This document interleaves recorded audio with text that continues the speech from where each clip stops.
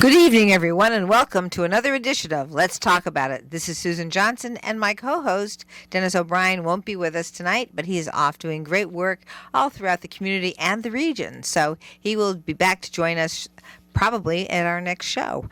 Anyway, we have a wonderful, wonderful guest this evening, and this person is going to tell us a lot about what's going on at the Windham History and Textile Museum.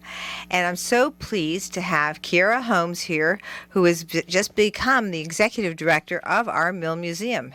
And you know, she has done amazing work here. First, as somebody who was a student at Eastern Connecticut State University, where she first learned about the Mill Museum through the former executive director, Jamie Eves, who was just on our show, about a month and a half ago. And the president of the Textile Museum, Don Bakke, who chaired the hiring committee, said, she said she had a lot of competition, a lot of intense competition, a lot of people who were very well qualified for this position. But Kiera stood out because she has done so much work over the last 10 years at our Windham Textile and History Museum. So I want to give a very warm welcome to our new executive director of the museum. Thank you so much for being here with us. Well, thank you, Susan. I'm so glad to be here, honestly. This is fabulous. So tell us a little bit more about your background and some of your academic achievements and where you are now and how you came to decide to apply for that job. Well, I've loved Windham and Willimantic ever since I went to school at Eastern Connecticut State University. I got highly involved in everything history. I was in their history club as treasurer. I also went on to get into the Academic Society for History.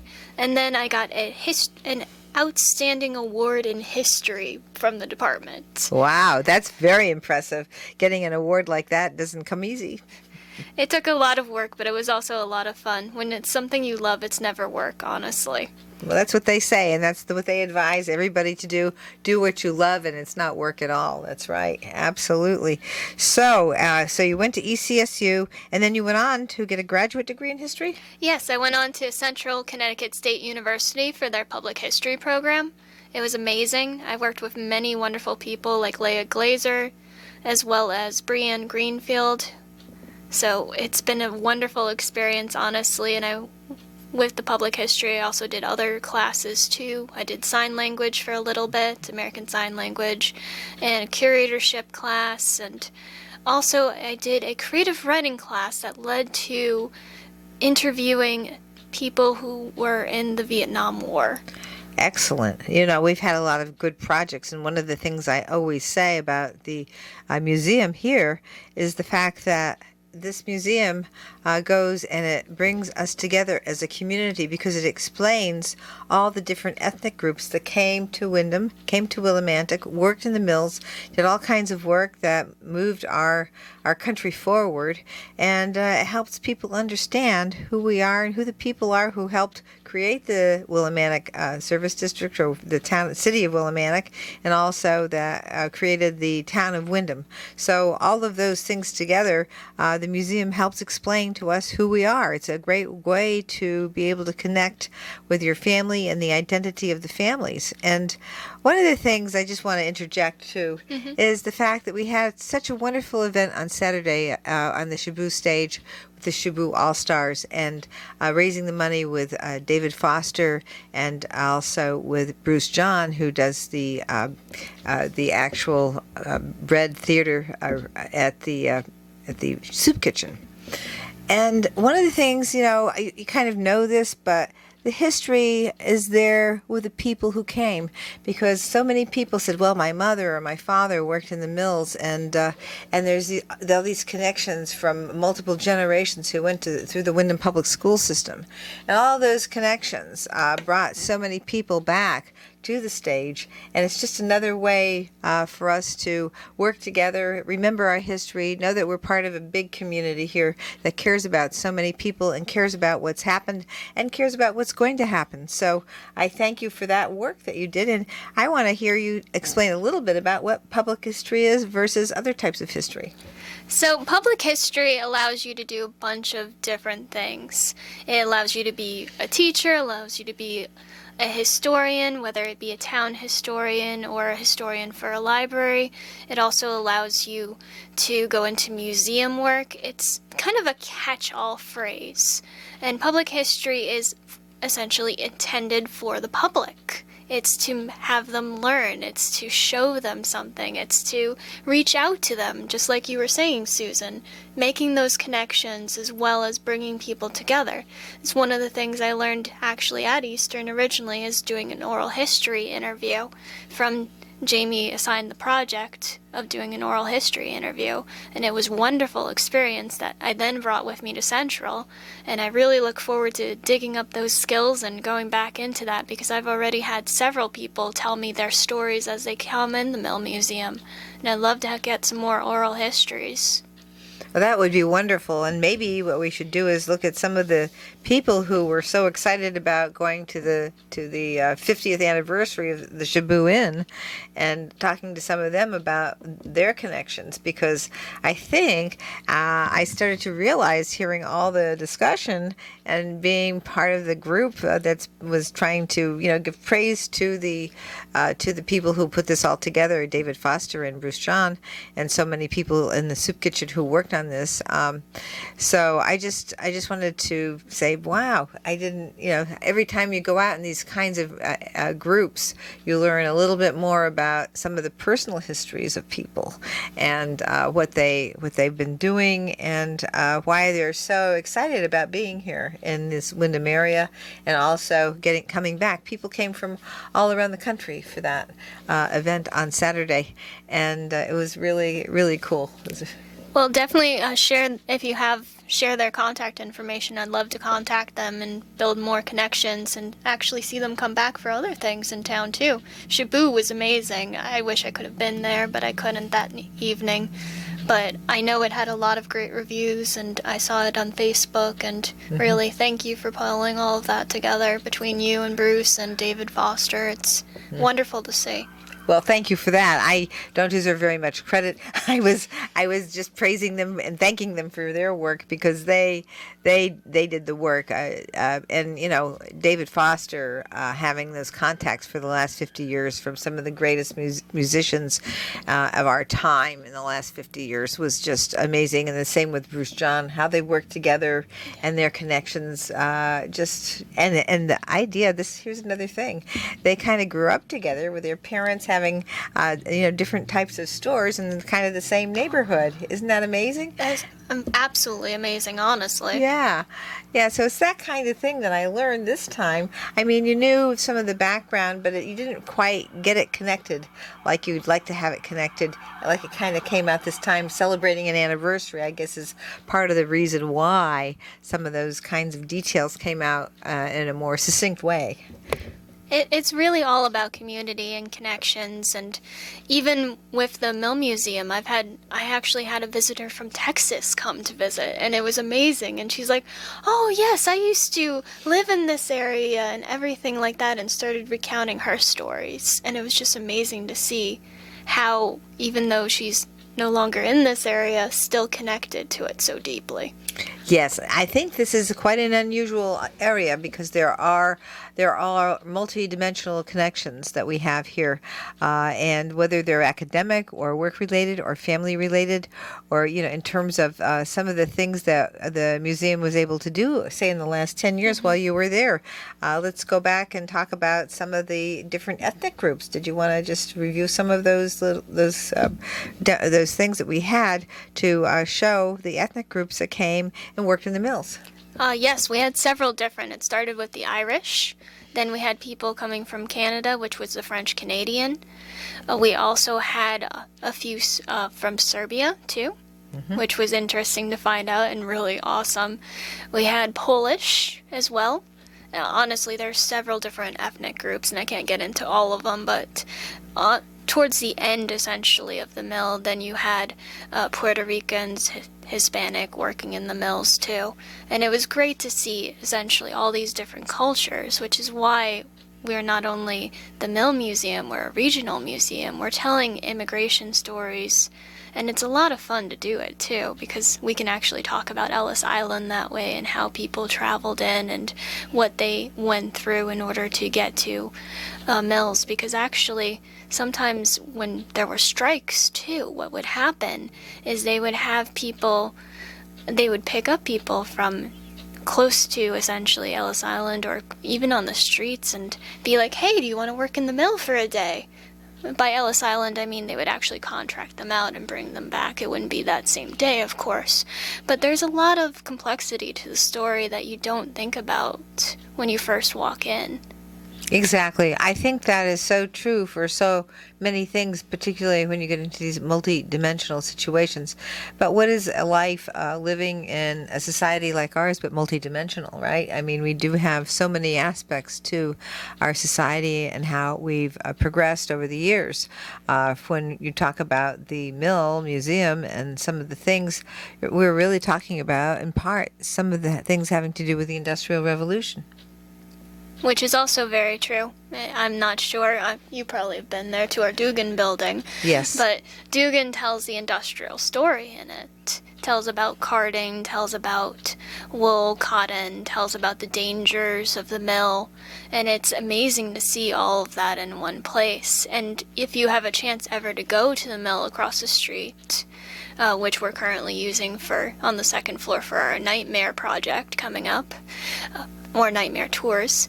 But basically, when you go into the mill, it gives you more of that story if you have the chance to, because it's the actual complexities of seeing that machinery in our Dugan, but then envisioning it at the mill itself, and the climates and the safety features which weren't existent at that time and everything.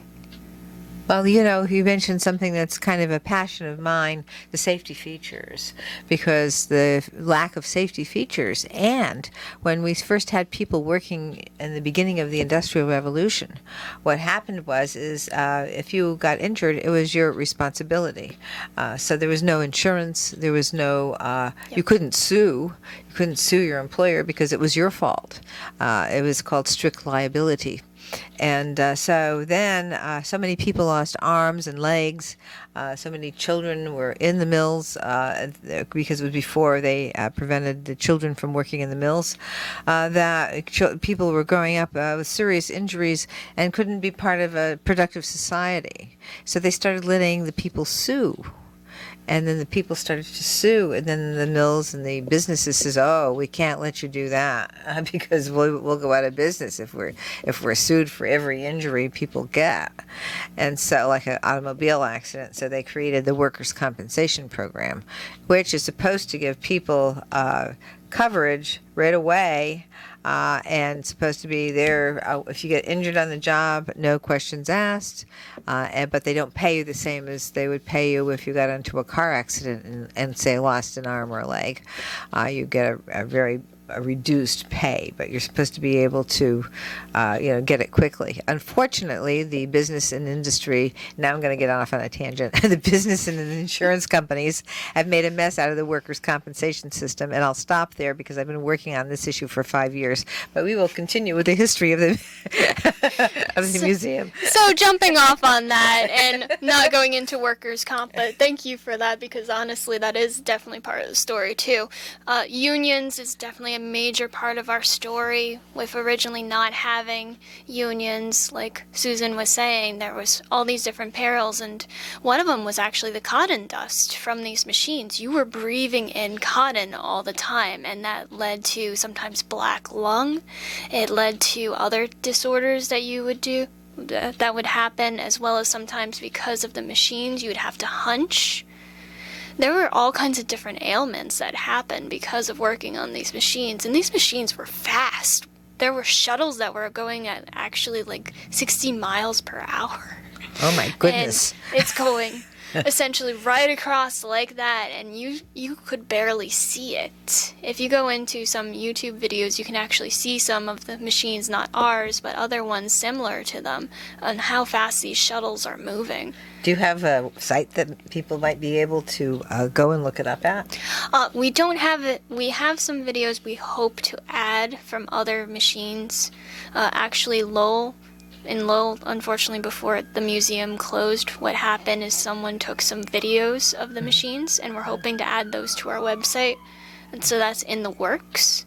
Right now, we don't have any that I can point out to yet, but we are trying to do that. What we have done is we actually now have QR codes in our Dugan building, so you can actually listen to recordings of essentially what these machines do in order to make it more interactive. Very, very good. Well, that should be very interesting to see what people who must have had great eye-hand coordination to be able to function in those jobs, and get the job done and not become injured, which is something probably they have to really struggle to prevent over the years. Yes, it involved a lot of attention to detail, not like today where I love technology, but I will say, unfortunately, a lot of people have their phones right next to them and they're not fully paying attention to everything, and you wouldn't have been able to do that back then. You would have been in an accident because some of these machines move fast. If you didn't put your hand in a certain way, you were going to lose your hand, a finger, anything, honestly. And people, even after some of the laws changed and workers' compensation became available, people still ran into problems with injuries in some of these types of manufacturing positions. That's very true.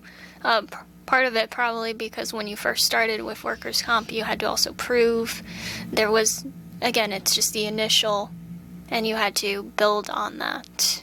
I can't talk about it in regards to the mill because I don't have that insight, but I know we probably had similar things that happened.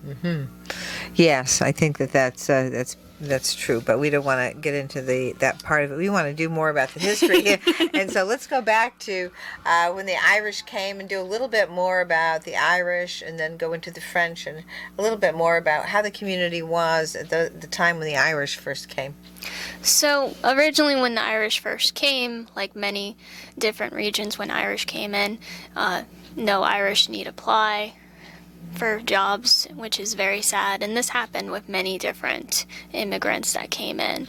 So they went to the mills, and with the mills, essentially, the Irish were they were one of the first immigration groups to get in there, and what you saw is essentially them building themselves up and getting into different roles.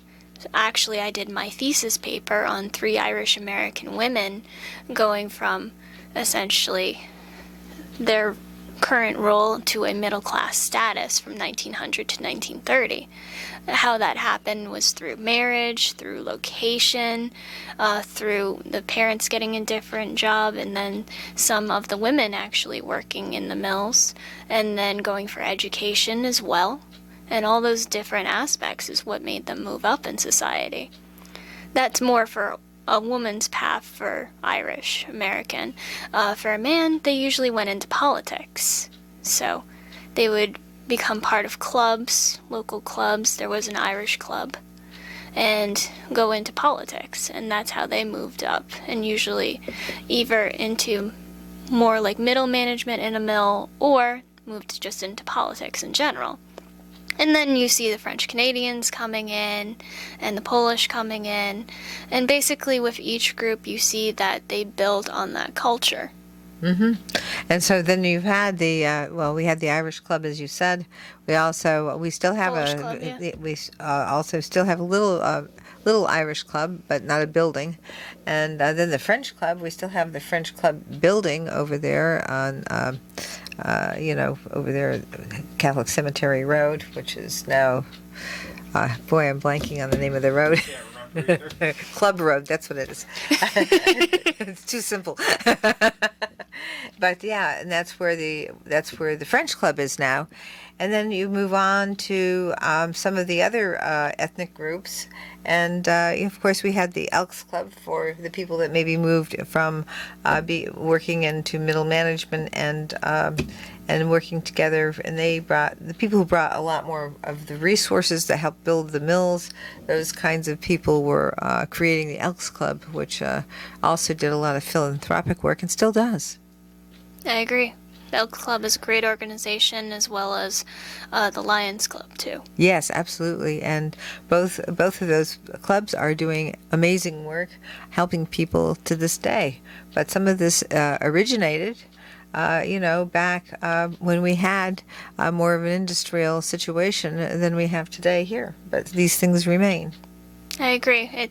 It's wonderful to have history. Essentially, you can follow it back always. And sometimes you see name changes happen, or even, unfortunately, loss of place. And by loss of place, like what you were saying with the Irish Club, where it doesn't officially have a building. Right. And so that's to me very, very interesting. So was there anything in particular with the French? You mentioned the Irish, but in terms of the French when they came here, was there any difference in terms of how the French came, and the women? Did they also try to get some education, and the men working into politics too? So with the French Canadians, I'm pretty sure they followed a very similar trajectory as the Irish. Mm-hmm. They might not have done the same exact things. I don't have all the details for it because I have not officially studied all of it with a particular case study, but I know that they made essentially the French Canadian Club. They had their own churches, which again is building up your town, and did many similar steps too. And you're seeing this actually happen with most immigration that happened to the mills when they were working there.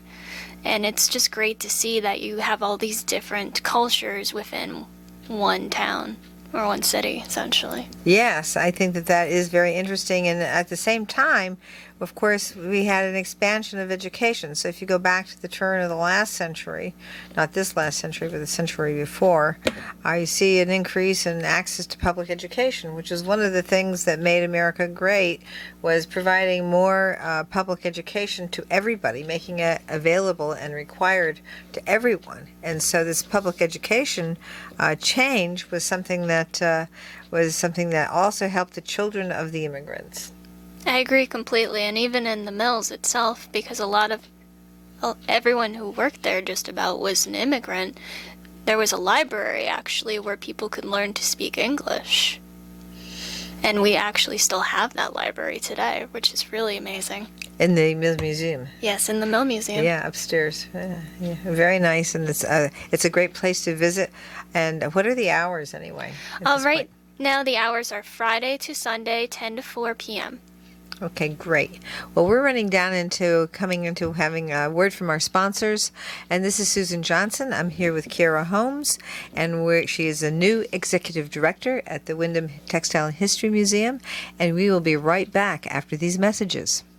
Welcome back, everyone. This is Susan Johnson, and I'm here with our very special guest this evening, Kiera Holmes. She is the executive director, the new executive director of the Windham Textile and History Museum, and we were just having a great chat about all the different ethnic groups that have come through Windham, worked in the mills, done all kinds of things here, and how we have such a great community with so many different ethnic groups.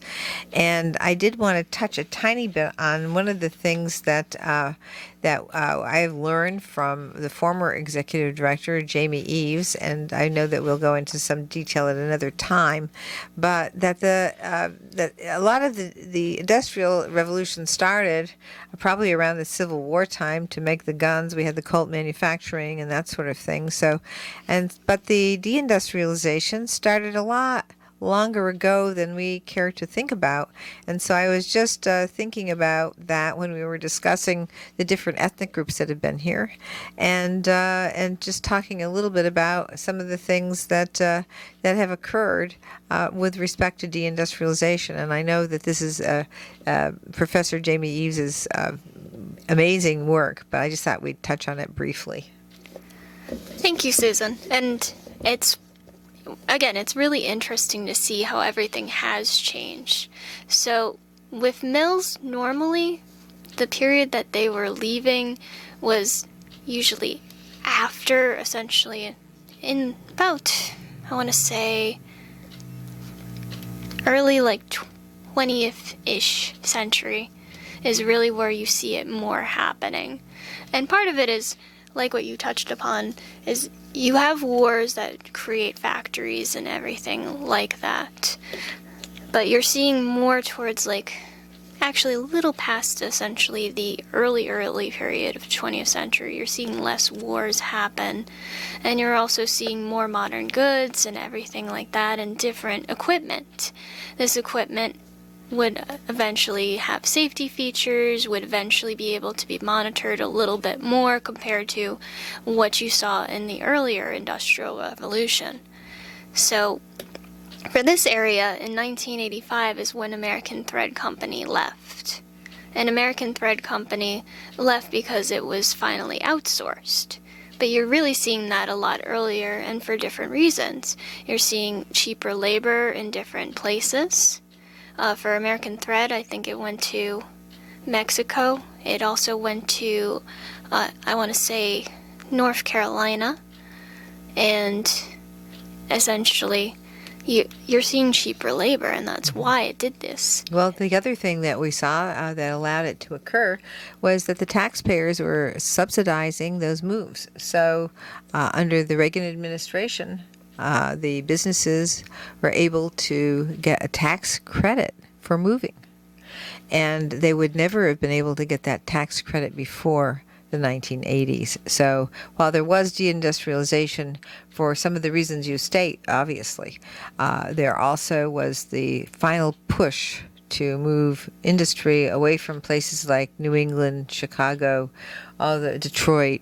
All those places kind of went down when the big tax credits occurred, and and it limited. It also was a kind of a union busting technique to stop unions from being able to organize people into groups to protect workers' rights. So these are things that have since created a problem for our property taxes because they've gone up because of our problems with the losing a tax base, whether it's Detroit or Willimantic or New Britain or Hartford.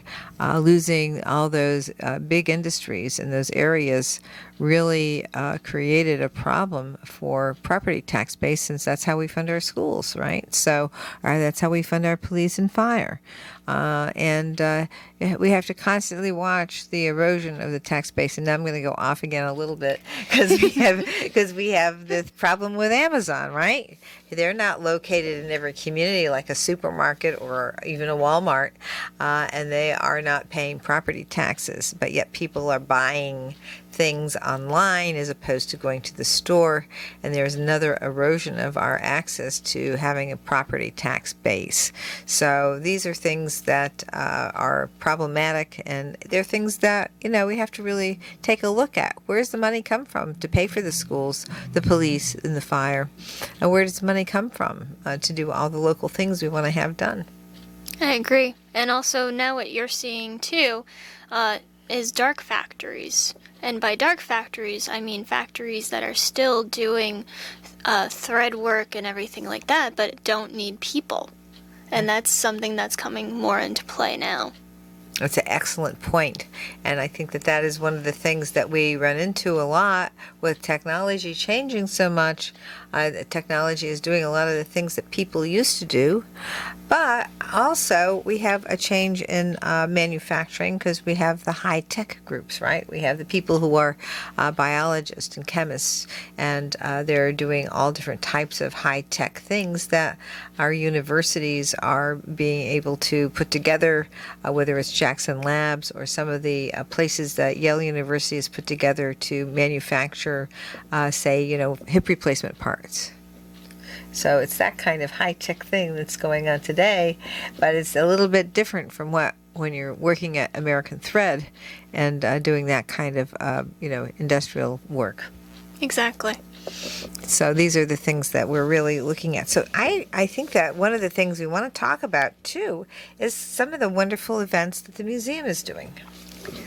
Well, thank you for that. And not only just the museum, I want to say other museums too. So I do want to put a plug in for everybody. Because of Labor Day weekend, we all kind of worked together to make this cute little postcard.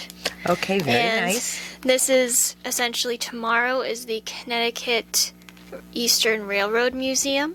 They're doing their Railroad Days. So that's going to be a big fun event with pump cars, food, music. So definitely go check them out.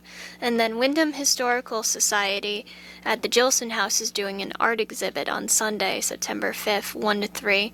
And then everybody on Labor Day, have your picnics, enjoy, and then come to the Mill Museum with your strike signs. Dress as a newspaper magnate, a police officer, essentially a newsie. We are going to have a reenactment of the 1899 Newsies strike in New York. And that's going to be at 5 p.m., so it's going to be a lot of fun and outdoors. I've been to those, and it is fun. And are you going to march around with the signs and everything? Yes, we do plan to march as long as the weather's good. It is a rain or shine event, and we are looking forward to it. And do you start a little bit before 5 p.m.? We start at 5 p.m., but you can show up beforehand. We're going to have people there. Mm-hmm. And there's no admission? No, this is a donation-only event, and it's a lot of fun. Again, you get to dress up, you get to bring a strike sign, and you get to learn what Labor Day is all about. So, how about the Jilson House, the art exhibit? What are they showing? I can see a picture of a frog in your card here. What's that about? So it's a local artist, Annie Wendell. Yeah, Annie Wendell, yeah. And she is going to be presenting, as far as I knew, it was going to be her photography. Oh, she's a painter. Oh, she is a painter. Yeah. My apologies. For some reason, when I was talking to one of the organizers, I heard photography, so maybe I got it confused with another exhibit coming up. Well, I'm not sure. I'm sure she also takes pictures, but her work is mostly her paintings, and she does a lot of oil paintings of historic places around town, and she also has those things in print, so you can get them copies of her paintings in print as well. I have a number of them. Oh, wonderful! Yeah, she did the street that I lived on back in the day, and Bellevue Street. So I have that. I have actually more than one sketch. I have the sketches. I have the prints, and then I have another one on Oak Street that she did. That's actually an oil that I got at Eastern Connecticut State University when they had a beginning of session, beginning of the school semester rather, beginning of the semester, kind of a get together to raise some funds for the students, and that was a great time as well. And so I got one there. I have a number of her works, and she does a great job. It's a beautiful work that she does. So it's great to have Annie Wendell presenting, and this requires it's a reception, and it requires a reservation, but the admission is free. And would you tell us what the email address is, just in case, so they can do Google Jilson House, where the exhibit is, but maybe you could tell us what the email address is. So the email address is gafetzer@AOL.com. And again, I'll just say it one more time, gafetzer@AOL.com for replying for the reception. Perfect. And the other thing is we have the Mill Museum. Now, can people go online and Google the Mill Museum and find out about the Labor Day strike? Yes, of course. Would you like the website? Yes, please. Okay, so the website for the Mill Museum is, the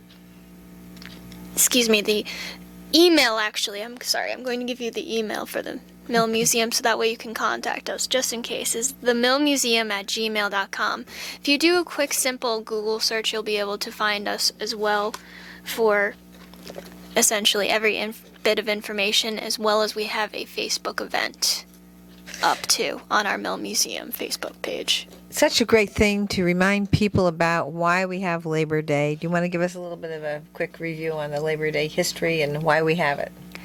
So, Labor Day is essentially a day that you are celebrating. Essentially, you are celebrating labor. It's not something you think about a lot. You don't think about everything that goes into a job, into work, into strikes, in order to achieve essentially different liberties that you didn't have before, or different conditions that you didn't have before. Labor is all about showing, essentially, Labor Day is all about essentially the labor aspect of it. It's about doing the labor and making essentially everybody understand all the different complexities that happen. So by striking, by gaining rights, by doing this and that, you are seeing that come to life. You know, one of the horrible things of the history of this country is that there was a lot of work by businesses and different groups to prevent people in labor situations where they were working for someone who was maybe an unfair employer, and they tried to organize together to create a union, and they would be held back with arms. We had military and we had police forces trying to prevent the people in those circumstances from organizing into labor unions. And that's true, and that happens in many different circumstances. There's many different strikes that have happened at the Mill Museum, like in 1925, where you're seeing people trying to get better wages and it's not happening, and you're seeing other people come into the mill. It was a 7-month strike, and unfortunately they didn't win, and many people lost their jobs. Yeah. There was no rights, there was no protection, there was nothing. So Labor Day is very crucial in order to show all these things. The right to be able to get together in a group and organize and make a pitch for your rights is something that we are able to do in this country, at least so far, and we want to be able to continue to do this kind of things. And it's given the worker more power, because look at, you've got on the other side, you've got your businesses, and nobody stops them from organizing, right? They're organized into corporations. They're organized into having trust agreements for their businesses between themselves and other business groups. So businesses are able to organize, and labor unions, people who work for these businesses, also need to be able to organize into groups. And we need to keep in mind too, these are legal constructs, right? They're things that are created by law, that are allowed by law, and whether you're a business or whether you're a worker in a union or a worker that would like to begin a union, the capacity to be able to organize into a labor union is there because the law allows it, just like the law allows businesses to get together and work to expand their interests. Exactly. And even in the upper floor of Dugan, it used to serve as a labor, essentially, where unions would actually meet together or have labor discussions, which is also great to see that history. There's a lot of different wonderful history. Another great person that you should know of is Betty Tiante, too, who was originally in the mills and worked her way up. And it's just amazing to see that story, too. No, that is. I actually knew Betty Tiante back in the day. I did. Yes, I did. It's amazing. Yes, indeed. And she was a wonderful person and a great organizer and a big supporter of labor unions, but also a big organizer in a labor union. So, yes, no, I actually got to meet her back in the day. So I am jealous now. Maybe I'll have you come in to do an oral history so I can learn more. Well, I didn't think I quite made it to the oral history part, but myself. But there are others that are certainly going to be excellent oral historians. But this is great stuff. And also, let's not forget the Connecticut Eastern Railroad Museum, Saturday, September 4th. Tell us a little bit more about that.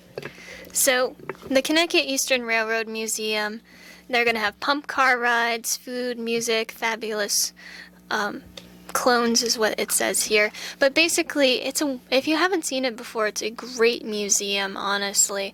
Railroad history is what built many different places because the railroad would transport goods, the railroad helped with industry, even for American Thread it helped us. So it's just great to have this museum, and it's really just literally a few minutes from here, honestly. Yes, it is. And it's wonderful to bring the kids because you can get one of those rides on the museum, and the kids especially love to see all this activity with riding up and down the tracks there.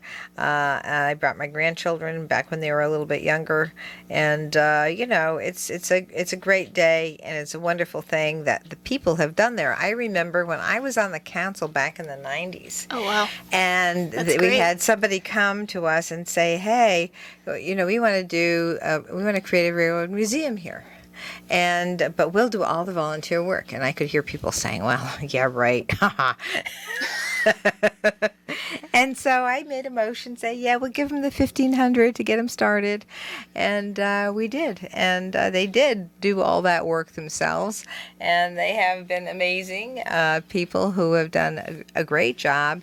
And when you take a look at the things that have been built there and the machinery and equipment that they brought, the historic machinery and equipment that the Railroad Museum has, it is a great thing to be able to do. And they do have artists there, sometimes singing songs and that sort of Yes. thing.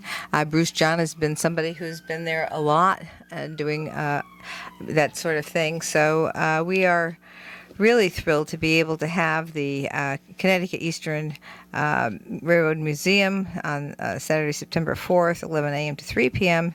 And as it says here, as you were just saying, Kira, the pump car rides, food, music by the Fabulous Clones this time, and this is an amazing thing, and it's amazing work that's been going on there for the last 30 years now, but I can't believe it's 30 years. But anyway, I know, it's amazing how time flies, right? It is. And honestly, the greatest part about this little wonderful postcard came about through Wyndham Region Chamber.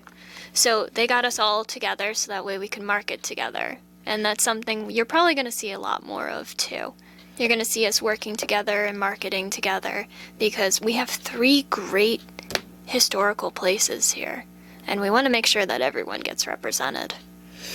Well, good for the chamber for doing that and creating this cute postcard that they have here and letting people know what's going on. So I would imagine you can go on the chamber's website as well and get a picture of this lovely postcard that was created to talk about this Labor Day weekend coming up. And what good timing we have here having you on this day. I can't believe we did this serendipitously, and here we are doing this great show about Labor Day and the history of the museum and your new job. And I just think that this is just the perfect time to talk about these things. I think so too. And I'm not sure if we still do we have a few more minutes? Yeah. But, Okay. So another thing I would like to, if you don't mind. Oh, please proceed. I'm going to take over for a little bit. Oh, please do. And we have Phobia, the Faces of Fear. This is our wonderful Halloween production that we do. It's a tour. It's a lot of fun. It's going to be on October 9th, 10th, 15th, 16th, 23rd, and 24th. We already have online tickets for Sunday. If you want to buy tickets, just go to our website, and it's $15 per person. If you haven't been to one of these before, we used to do it at the Mill Museum, usually on the second floor, the first and second floor, but this essentially the last year and this year we've been doing it actually at the mill across the street. So it's on the second floor of the mill. We build these beautiful sets, paint them, everything, construct them, and then we have actors who come in and tell essentially this wonderful story based on history. This year is phobias. So I can't give away the phobias, but there is going to be phobias. You definitely have to look into this.